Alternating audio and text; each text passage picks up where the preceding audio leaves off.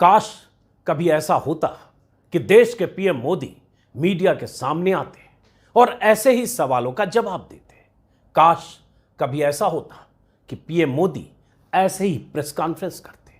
काश कभी ऐसा होता कि पीएम मोदी ऐसे ही पत्रकारों के सवालों का सामना करते, लेकिन सिर्फ एक या दो सवाल पूछने की शर्त नहीं होती, जैसी शर्त अमेरिका में थी। काश कभी ऐसा होता कि 9 साल तक देश के पीएम रहे मोदी ओपन प्रेस कॉन्फ्रेंस करते, मीडिया के सामने आते और कम से कम 9 सवालों का जवाब देते। 9 साल 9 सवाल। काश पीएम मोदी प्रेस कॉन्फ्रेंस करते और वॉल स्ट्रीट जर्नल की रिपोर्टर सबरीना सिद्दीकी की तरह ही उनसे सवाल पूछे जाते। काश ऐसा हो पाता। हालांकि मैं जानता हूं ऐसा होने वाला नहीं है। अगर ऐसा कभी हुआ भी तो पीएम मोदी को उन तमाम सवालों का जवाब देना पड़ेगा जिन सवालों पर बीते 9 सालों से पीएम मोदी मौन रहे हैं, कन्नी काटते रहे हैं, चुप्पी साधे रहे हैं। ऐसे बहुतेरे सवाल आप भी जानते हैं। हालांकि भारत में अगर पीएम मोदी ने कभी प्रेस कॉन्फ्रेंस करने का फैसला किया और यह तय किया कि हमें मीडिया के सामने आना है, ओपन प्रेस कॉन्फ्रेंस करना है, तो भी शायद सबरीना सिद्दीकी जैसी पत्रकारों को बुलाया न जाए।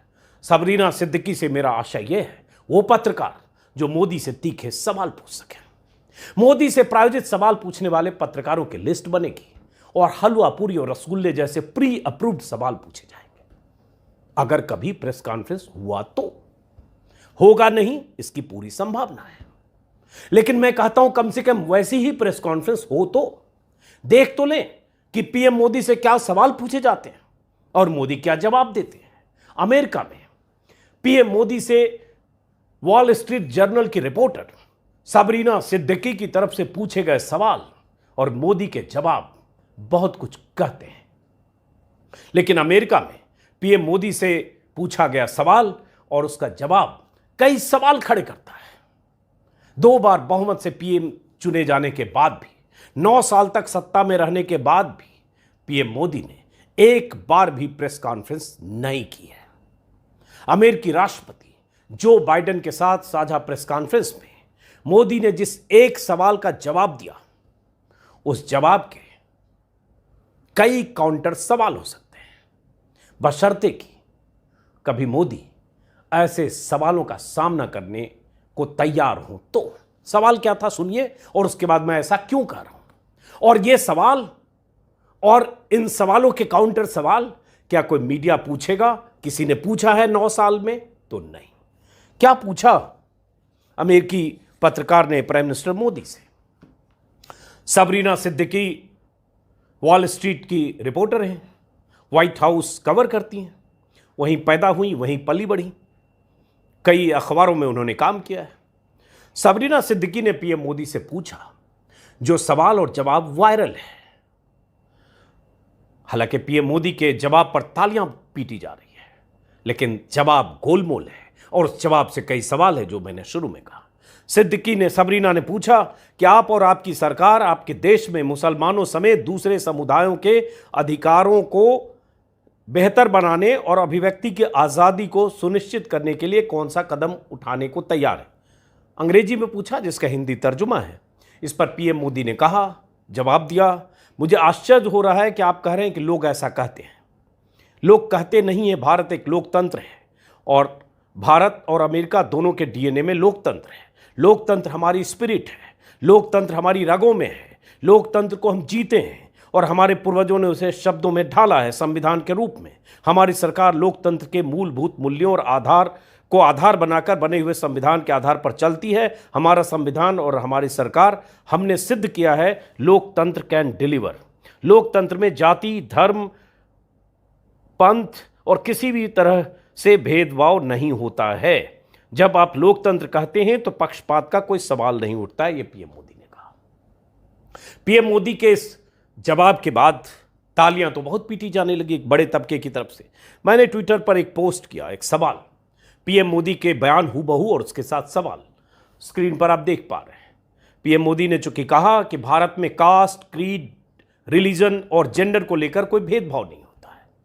तो मैंने पूछा, क्या पीएम मोदी के अमेरिका में दिए गए इस बयान से आप सहमत हैं? कल रात करीब 12 बजे के आसपास, 12:15 बजे, पीएम मोदी के भाषण के तुरंत बाद, भाषण या साझा बयान के तुरंत बाद, इसमें अभी कुछ देर पहले जब मैं वीडियो रिकॉर्ड कर रहा हूं, लगभग 20,000 लोगों ने वोट दिए, जिसमें 70% लोगों ने कहा कि पीएम मोदी के बयान से सहमत नहीं है, 30% लोगों ने कहा बयान से सहमत है।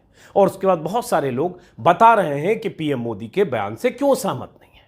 ये कहना तो बहुत अच्छा लगता है कि लोकतंत्र हमारी रगों में है, लोकतंत्र हमारा डीएनए है, हम लोकतंत्र को जीते हैं, भेदभाव का कोई सवाल नहीं है, कास्ट, क्रीड, रिलीजन और जेंडर के आधार पर कोई भेदभाव नहीं होता।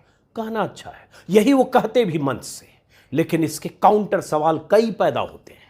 वो सवाल जिन सवालों का सामना पीएम मोदी ने सीधे तौर पर 9 सालों में नहीं किया है, जो सवाल पीएम मोदी से अप्रत्यक्ष तौर पर भी मीडिया ने नहीं पूछा है, जो सवाल किसी चैनल ने सरकार को कटघरे में खड़ा करते हुए सरकार से नहीं पूछा है, जिन सवालों से पीएम मोदी बचना चाहते हैं, जिन सवालों से पीएम मोदी मुंह छिपाते हैं, जिन सवालों पर पीएम मोदी चुप होते हैं। और जब ऐसी घटनाएं होती है, जिन घटनाओं की वजह से ऐसे सवाल पैदा होते हैं, चाहे अल्पसंख्यकों के साथ सरकार, इस सरकार के दौर में सलूक हो, चाहे अल्पसंख्यकों के प्रति बीजेपी और सत्ताधारी दल के नेताओं का नजरिया हो, चाहे उनके बयान हो, वो सारे सवाल दम तोड़ देते हैं, क्योंकि वो सवाल पूछे नहीं जाते। और जब ऐसे सवाल उठते हैं तो प्रधानमंत्री मोदी कई बार हफ्तों तक चुप रहते हैं, उनकी तरफ से कोई जवाब नहीं आता है, उनकी तरफ से कहीं कोई ऐसा संदेश नहीं जाता जिससे ये नेता, ये सांसद, ये मंत्री सचेत हो जाएं कि खबरदार, पीएम मोदी को यह पसंद नहीं है, लोकतंत्र देश के रगों में दौड़ रहा है, लोकतंत्र भारत का डीएनए है, लोकतांत्रिक देश में किसी धर्म, पंथ के आधार पर किसी के साथ भेदभाव ना हो। मोदी जी कह तो आए, लेकिन क्या इस पर अमल करते हैं? ऐसी बहुत सारी मिसालें हैं। कुछ मिसालें इसलिए जरूरी है क्योंकि उन मिसालों को समझकर ही शायद आप समझ पाएंगे। वैसे आपको पता होगा कि अमेरिका में 70 सांसदों ने, सीनेट मेंबर्स ने, जब प्रधानमंत्री मोदी कि राज्य में जो रवैया है सरकार का, उसको लेकर, वहाँ असहिष्णुता को लेकर सीनेटर्स और कांग्रेस सदस्यों ने एक बयान जारी किया। और उस बयान में उन्होंने कहा है कि भारत में राजनीतिक स्वतंत्रता घटती जा रही है, धार्मिक असहिष्णुता बढ़ी है, सिविल सोसाइटी मेंबर्स और पत्रकारों पर हमले बढ़े हैं। कई सारी स्वतंत्र और विश्वसनीय रिपोर्ट्स में ये बात सामने आई। ये कहकर एक चिट्ठी जारी की 70 सेनेटर्स और कांग्रेस सदस्यों ने। उस चिट्ठी के जारी होने के बाद और छिटपुट प्रदर्शन के बाद, जो अमेरिका में प्रधानमंत्री मोदी के दौरे के दौरान हुआ, भारत में जो मोदीवादी मीडिया है और आईटी सेल है, लगातार सबको टूल किट का सदस्य बताते हुए कहने लगा, ये प्रसारित करने लगा एक सुनियोजित साजिश के तहत या तरीके से कि ये जो कुछ हो रहा है ये एक टूल किट है और ये मोदी विरोधी लोग हैं। लेकिन तभी जो बाइडेन के साथ साझा प्रेस कॉन्फ्रेंस से पहले अमेरिकी राष्ट्रपति रह चुके 2 बार बराक ओबामा, जिन्हें प्रधानमंत्री मोदी अपना दोस्त कहते थे, बराक माय फ्रेंड, बराक तो मुझसे तू तड़ाक में बात करता है। ऐसे उनके इंटरव्यू, अक्षय कुमार के साथ वो इंटरव्यू, वो भी वायरल हो रहा है। और बराक से अपनी दोस्त फर्स्ट नेम से प्रधानमंत्री बुलाते थे अपने संवाद में, मन की बात में या इंटरव्यू में। वही बराक, वही अमेरिकी राष्ट्रपति जो भारत आ चुके हैं, जिनकी मेहमान नवाजी में मोदी अमेरिका जा चुके हैं, उन्हीं बराक ओबामा का एक इंटरव्यू आता है CNN पर, जिस इंटरव्यू में ओबामा कहते हैं, जब उनसे पूछा जाता है कि राष्ट्रपति जो बाइडेन से क्या बात होनी चाहिए या क्या बात करनी चाहिए, कैसे पेश आना चाहिए जो बाइडेन को ऐसे नेताओं के साथ, जिसमें मोदी का भी जिक्र होता है, जो ऑटोक्रेटिक जिन्हें माना जाता है, ऐसा अमेरिकी जर्नलिस्ट ने जब उनसे पूछा एक इंटरव्यू में, तो बराक ओबामा ने कहा, और क्या बराक ओबामा भी किसी टूल किट का हिस्सा है, ये बहुत अहम है, कहा कि अगर मैं प्रधानमंत्री मोदी से बातचीत करता, जिन्हें मैं अच्छी तरह जानता हूं, तो मैं उनसे कहता कि अगर वह भारत में अल्पसंख्यकों के अधिकारों की रक्षा नहीं करेंगे तो ऐसी आशंका है कि किसी पॉइंट पर भारत टूट सकता है। ओबामा ने कहा कि राष्ट्रपति जो बाइडेन को पीएम मोदी से मुलाकात में भारत में मुस्लिम अल्पसंख्यकों की सुरक्षा पर बात करनी चाहिए। हमने देखा है कि जब आंतरिक संघर्ष बढ़ेगा तो यह न भारत के मुसलमानों के हित में होगा न भारत के हिंदुओं के हित में। मुझे लगता है इन चीज़ों के बारे में पूरी ईमानदारी से बात की जानी चाहिए। ये बराक ओबामा ने जो कहा उसका हिंदी तर्जुमा है। बराक ओबामा का ये कहना प्रधानमंत्री मोदी से साझा प्रेस कॉन्फ्रेंस कहें या साझा बयान के दौरान एक अमेरिकी पत्रकार सबरीना सिद्दीकी की तरफ से सवाल पूछा जाना, प्रधानमंत्री मोदी की तरफ से गोलमोल जवाब देना, लोकतंत्र के लिफाफे में बंद करके बड़ी बात कह देना, क्या उतनी ही सच्चाई है? या सच्चाई वो भी है जो बीते 9 सालों में इस देश ने देखी है? सच्चाई वो भी है जब देश में लब जिहाद, लैंड जिहाद, थूक जिहाद, नौकरी जिहाद, यूपीएससी जिहाद, न जाने कितने ऐसे नामों के साथ अल्पसंख्यकों को बीते 9 सालों में सुनियोजित ढंग से टारगेट किया जा रहा है। बीजेपी शासित राज्यों में तो ऐसी घटनाओं की बाढ़ आई है। अभी हाल में उत्तराखंड में हमने देखा कि एक आपराधिक घटना को लब जिहाद का नाम देकर उत्तराखंड में किस तरह से मुस्लिम दुकानदारों को पलायन करने को मजबूर किया गया। तमाम हिंदूवादी संगठन, तमाम कट्टरवादी संगठन वहां पहुंचे, मोर्चा निकला, रैली निकली और ऐसा माहौल बना दिया गया जैसे वहां जो मुस्लिम दुकानदार, जो मुस्लिम नागरिक, जो पुरखे भी जिनके वहां रहते थे, उन्हें वहां से कई दिनों के लिए छोड़ना पड़ा। हालांकि वो धीरे धीरे वापस लौटे जब असलियत खुली, पोल खुली कि इसमें लब जिहाद जैसा कोई मामला नहीं है। ऐसी कितनी घटनाएं हैं जब सांसद, जिन्हें लॉ मेकर कहा जाता है, बीजेपी के सांसद, सत्ताधारी दल के सांसद, मंत्री, गिरिराज सिंह से लेकर प्रवेश वर्मा तक, साध्वी प्रज्ञा से लेकर और ऐसे कई सांसद, जब खुलेआम अल्पसंख्यकों के खिलाफ न सिर्फ बयान देते हैं बल्कि यहां तक कहते हैं कई बार रैलियों में, प्रवेश वर्मा का वो कुख्यात बयान, और उनके बयानों को जब सुप्रीम कोर्ट भी हेट स्पीच कहता है, फटकार लगाता है, जब ऐसे नेता या मंत्री या सांसद कहते हैं मुसलमानों का सामूहिक बहिष्कार करो तभी उन्हें सबक सिखाया जाएगा।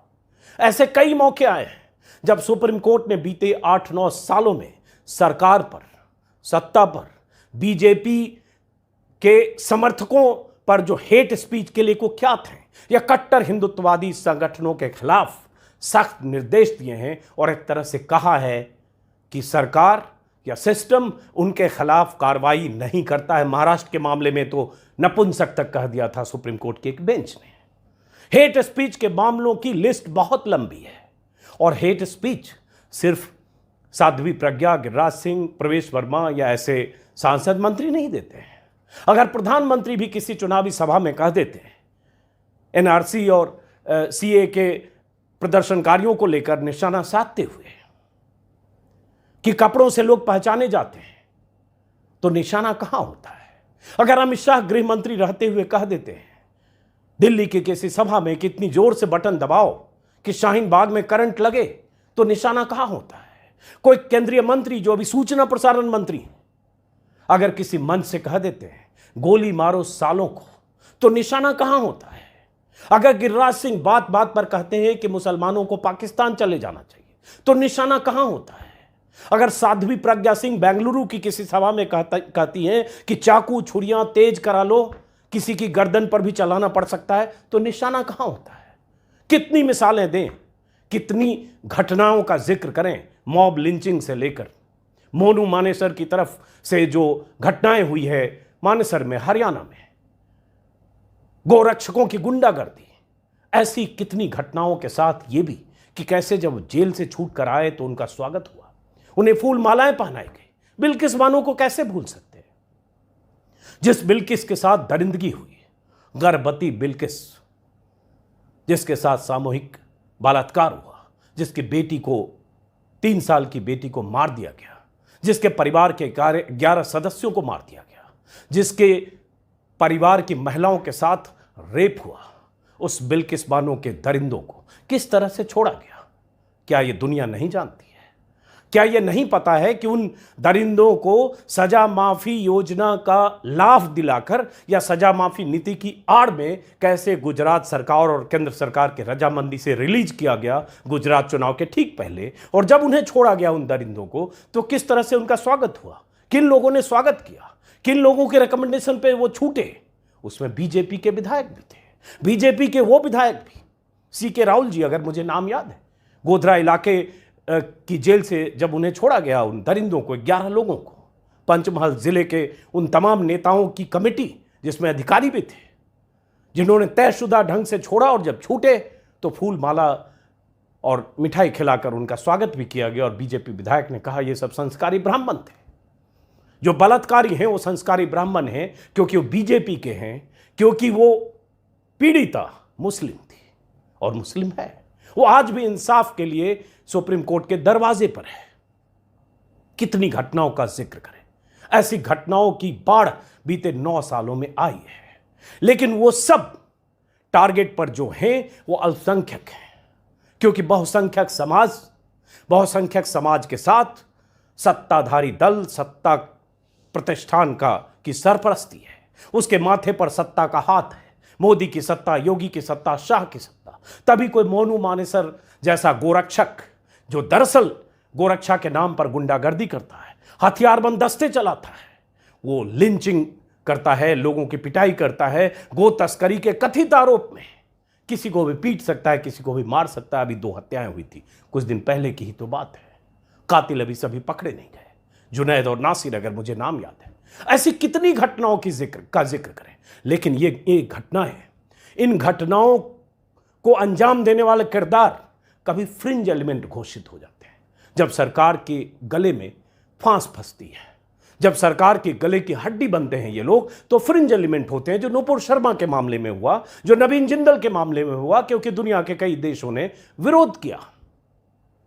लेकिन क्या प्रवेश वर्मा, क्या गिरिराज सिंह, क्या साध्वी प्रज्ञा, क्या कोई और नेता, विधायक, नंद किशोर गुर्जर, यूपी के विधायक, ऐसे बहुत सारे नाम हैं, क्या ये फ्रिंज एलिमेंट? जो सत्ता में बैठे लोग हर रोज टेलीविजन चैनलों पर जहर फैलाते हैं, हर रोज टारगेट करते हैं, हर रोज शाम को 5 बजे से लेकर 10 बजे रात तक टीवी चैनलों पर होने वाली बहसों में मुसलमानों को निशाना बनाते हैं, उनकी निष्ठा, उनकी देशभक्ति, उनकी वतन परस्ती पर सवाल उठाते हैं। क्या वो फ्रिंज एलिमेंट है या सब कुछ तयशुदा ढंग से होता है? क्या यूपी के योगी आदित्यनाथ जो मुख्यमंत्री हैं, अगर वो कहते हैं 80% बनाम 20% गर्मी उतार देंगे, वो तो फ्रिंज एलिमेंट नहीं है। और ये देश अगर संविधान की बुनियाद पर चलता है, जिसका जिक्र प्रधानमंत्री मोदी कहते हैं, लोकतंत्र हमारी रगों में है, और संविधान का जिक्र जब प्रधानमंत्री मोदी किसी सवाल के जवाब में करते हैं, तो संविधान से चलने वाले मुल्क में लोकतंत्र जिस मुल्क की रगों में है, उस मुल्क के किसी सूबे का मुख्यमंत्री क्या कह सकता है कि भारत हिंदू राष्ट्र है? क्या भारत हिंदू राष्ट्र है? कह सकता है कोई? अगर फ्रिंज एलिमेंट कहे, जिसे आप फ्रिंज एलिमेंट घोषित करते हैं, मान लेते हैं कि ये वो लोग हैं जिन्हें सत्ता की सरपरस्ती नहीं मिली है, या बेलगाम लोग हैं, हालांकि उसके लिए भी जिम्मेदार सत्ता है। लेकिन मुख्यमंत्री अगर कहता है, अगर दिल्ली, यूपी, एमपी और अलग अलग राज्यों में शपथ ली जाती है कि भारत को हम हिंदू राष्ट्र बनाएंगे, मरने मारने की बात की जाती है, मुसलमानों के नरसंहार की अपीलें की जाती है, अगर खुलेआम मुसलमानों को सबक सिखाने के लिए सार्वजनिक समारोह में हेट स्पीच होता है, और उस हेट स्पीच के खिलाफ एफआईआर दर्ज करने में दिल्ली पुलिस महीनों लगाती है। एफआईआर दर्ज तब होती है जब सुप्रीम कोर्ट में कई बार सुनवाई होती है, और सुप्रीम कोर्ट पूछता है कि इतने महीने बाद तक आपने हेट स्पीच के खिलाफ मामला दर्ज क्यों नहीं किया। और मामला दर्ज होने के बाद कई महीने लगते हैं, चार्जशीट नहीं होती, फिर सुप्रीम कोर्ट पूछता है कि आपने चार्जशीट दाखिल करने में इतनी देर क्यों की। और दिल्ली पुलिस लीपापोती करती है, पहली बार कहती है इसमें कुछ गलती नहीं है, इसमें कोई हेट स्पीच नहीं है। दिल्ली के मामले में ऐसा ही हुआ था, धर्म संसद के मामले में, लेकिन बाद में दिल्ली पुलिस को मानना पड़ा कि वहां हेट स्पीच हुई। तो क्या ये संविधान से चलते हुए मुल्क में, जिसकी रगों में लोकतंत्र का डीएनए है, या जिसका डीएनए लोकतंत्र है, संविधान है, क्या यहां यह मुमकिन है? और क्या यहां ऐसे ही हो रहा है? इसका जवाब तो प्रधानमंत्री मोदी से पूछा जाना चाहिए। 303 सांसदों वाली पार्टी है, लोकसभा और राज्यसभा को मिला दें तो 400 से ज्यादा सांसद, विधानसभाओं में बात करें तो शायद 1200 से 1300 विधायक। कितने विधायक, कितने सांसद उस वर्ग से हैं जिसकी आबादी भी इस देश में 14 से 16% होगी, यूपी में तो 19% है। क्या नुमाइंदगी है उनकी देश की सत्ता में? क्या नुमाइंदगी है उनकी प्रदेशों की सत्ता में, क्या नुमाइंदगी है उनकी देश के नीति निर्धारण में, क्योंकि आपने उन्हें हाशिए पर छोड़ा और आपने मान लिया कि वो आपके लिए मायने नहीं रखते। तभी तो 80-20 जैसे नारे बुलंद करते हैं, तभी तो आप कपड़ों से पहचाने जाएंगे की बात करते हैं, तभी तो आप कैराना से विधानसभा चुनाव का आगाज करते हैं। ये सब करते हुए अमेरिका में अगर किसी मंच से कहते हैं प्रधानमंत्री मोदी जी कि लोकतंत्र हमारी रगों में है, हम इसे जीते हैं, भेदभाव का कोई सवाल नहीं, हमारा संविधान और हमारी सरकार लोकतांत्रिक मूल्यों का प्रतिबिंब है, तो माफ़ करिए, आप गलत बयानी कर रहे हैं। क्योंकि आपकी कथनी और करनी का फ़र्क बीते 9 सालों में जो हुआ है, सबूत के तौर पर वो सामने आ जाता है। महाराष्ट्र की बात करें, यूपी की बात करें, एमपी की बात करें, अलग अलग प्रदेशों की बात करें जहां खास तौर से आपकी सरकारें हैं, ऐसी घटनाओं की लंबी फेहरिस्त है। मैं उस लिस्ट पर फिलहाल नहीं जा रहा हूं, लेकिन हां, एक बार तो कम से कम 10 साल पूरे होने से पहले, चूंकि अगले 2024 में चुनाव है, एक बार प्रेस कॉन्फ्रेंस करिए, सामने आइए और आप बताइए कि आपके हिसाब से 10 साल में देश में जो हुआ उसमें क्या सही हुआ, क्या नहीं हुआ। अगर आपसे सवाल पूछे जाए तो सवालों का सामना करिए, चाहे वो चुनिंदा पत्रकार ही क्यों ना हो जो आम चूसने जैसा सवाल भी पूछ ले। या आपकी इतनी ऊर्जा कहां से लेते हैं, थकते क्यों नहीं? सवाल तो पूछें, एक्सपोज तो हूं, पता तो चले। कल जब प्रधानमंत्री मोदी ने सवाल का जवाब दिया, जब उनसे पूछा गया अमेरिकी पत्रकार की तरफ से, सबरीना सिद्दीकी की तरफ से, हालांकि सबरीना सिद्दीकी को लेकर हो सकता है आज कुछ देर में थ्योरी आ जाए कि वो तो पाकिस्तानी है, वो भारत विरोधी है। दरअसल सबरीना के बारे में जो मैंने थोड़ा देखा कि उनके पिता भारतीय मूल के हैं, लेकिन उनका ज़्यादा रहन सहन पाकिस्तान में हुआ, उनकी माँ पाकिस्तानी मूल की हैं। वहीं अमेरिका में सबरीना पली बढ़ी, गार्डियन समेत ब्लूमबर्ग और कुछ संस्थानों में उन्होंने काम किया, तेज़ तर्रार रिपोर्टर हैं। सवाल वो उनका मूल क्या है, उनकी माँ कहाँ की है, उनके पिता भारत में रह के पाकिस्तान से क्या रिश्ता है, ये मुद्दा नहीं है। मुद्दा है कि जो सवाल पूछा गया उस सवाल कितना सही है और जो जवाब दिया गया क्या वो जवाब कन्विंसिंग है, चाहे सवाल किसने भी पूछा हो। लेकिन उस सवाल पूछने के बाद क्या हुआ, एक बड़ा तंत्र लग गया कि मोदी का करारा जवाब, मोदी का तगड़ा जवाब, मोदी का मुंह तोड़ जवाब, पता नहीं मोदी का क्या जवाब। जवाब तो है ही नहीं, गोल गोल बातें हैं। दूरदर्शन प्रसार भारती के सीईओ रहे हैं शशि शेखर, उनका एक ट्वीट आया रात में 12:26 पर प्रधानमंत्री के उस सवाल जवाब कहें साझा बयान के बाद, जिसमें उन्होंने लिखा, the motivated question by the WSJ journalist validates why press conferences have become less and less relevant. मतलब जो सवाल है, मोटिवेटेड सवाल है WSJ जो वॉल स्ट्रीट की जर्नलिस्ट की तरफ से, उससे ये साबित होता है कि प्रेस कॉन्फ्रेंस बहुत रेलिवेंट अब नहीं रह गया। मतलब ये लोग चाहते हैं कि ऐसा सवाल, एक सवाल पूछ दिया जो बहुत तल्ख सवाल नहीं है, जो बहुत ही एक तरह से कहें है, एक सवाल है लेकिन उसमें कोई पॉइंटेड काउंटर सवाल नहीं थे। एक पहला एक सवाल की बुनियाद है, उसके बाद काउंटर सवाल कई हो सकते थे तथ्यों के हिसाब से, जिसकी वहां अनुमति नहीं थी क्योंकि तय था एक सवाल 2 सवाल, ऐसा कुछ अरेंजमेंट था पहले से। लेकिन इस पर भी एतराज है कि ये इसीलिए प्रेस कॉन्फ्रेंस जरूरी नहीं। तो प्रेस कॉन्फ्रेंस का क्या मतलब होता है कि वहाँ अक्षय कुमार अगली पंक्ति में बैठे हों, प्रसून जोशी दूसरी लाइन में बैठे हों, इधर और बाकी नाम ले लूँ, चोपड़ा, देवगन, गोस्वामी, चौधरी, ये सब लोग बैठे हों और सब गुडी गुडी रसगुल्ले जैसे सवाल पूछ रहे हो। प्रेस कॉन्फ्रेंस का ये मतलब होता है। अभी कुछ दिन पहले, मुझे साल याद नहीं है, शायद 2019 के चुनाव के नतीजों के बाद प्रधानमंत्री मोदी मीडिया के सामने आए थे। नतीजों के बाद या ठीक चुनाव के आखिरी दौर के बाद, वोटिंग के बाद, अमित शाह बगल में बैठे थे। एक ही सवाल उनसे पूछा गया, उन्होंने कहा ये राष्ट्रीय अध्यक्ष है, ये जवाब देंगे, और जवाब अमित शाह ने दिया, मोदी ने कोई जवाब नहीं दिया। वही एक प्रेस कॉन्फ्रेंस के तौर पर, कथित प्रेस कॉन्फ्रेंस अगर वो थी, तो प्रधानमंत्री मोदी का सार्वजनिक तौर पर वहीं आना था प्रधानमंत्री का, और उसमें भी सवाल उन्होंने टॉस कर दिया अमित शाह की तरफ से। तो क्या सवाल प्रेस कॉन्फ्रेंस में न पूछे जाएं, जिसने देश में 9 साल से सत्ता चलाई, 10 साल पूरे होने जा रहे हैं, जिन्होंने तमाम वादे किए, तमाम वो फर्जी दावे किए, वो गलत बयानियां की, वो झूठे वादे किए जो पूरे नहीं हुए, उन वादों की लिस्ट दोहराना नहीं चाहता। 25वां वीडियो मैंने भी बनाया, लेकिन सवाल तो पूछे जाने चाहिए। इसी अमेरिका में भारत के पूर्व प्रधानमंत्रियों ने प्रेस कॉन्फ्रेंस किए हैं, लंबे सवाल जवाब के सिलसिले के साथ। वाजपेयी से लेकर मनमोहन सिंह, नरसिंह राव, नेहरू, सब ने प्रधानमंत्री मोदी ने क्या प्रेस कॉन्फ्रेंस किया, कैसे किया, चुनिंदा 1-2 सवाल की शर्त पहले से तय थी और क्या हुआ, और देश में तो कुछ हुआ नहीं। लेकिन गुणगान हर चैनल पर कि कैसे प्रधानमंत्री मोदी का स्वागत हुआ और कैसे अमेरिका बिछ गया, कैसे जो बाइडेन प्रधानमंत्री मोदी से मिलने को बेताब थे और कैसे प्रधानमंत्री मोदी ने करारा जवाब दे दिया। अब आप तय करिए कि प्रधानमंत्री का वो जवाब सच के कितना नजदीक है। फिलहाल इस वीडियो को मैं खत्म करता हूं, फिर मुलाकात होगी किसी और वीडियो में। अगर आपने मेरे YouTube चैनल को सब्सक्राइब नहीं किया तो सब्सक्राइब करें, सब्सक्राइब किया है तो ज्वाइन करें। नमस्कार।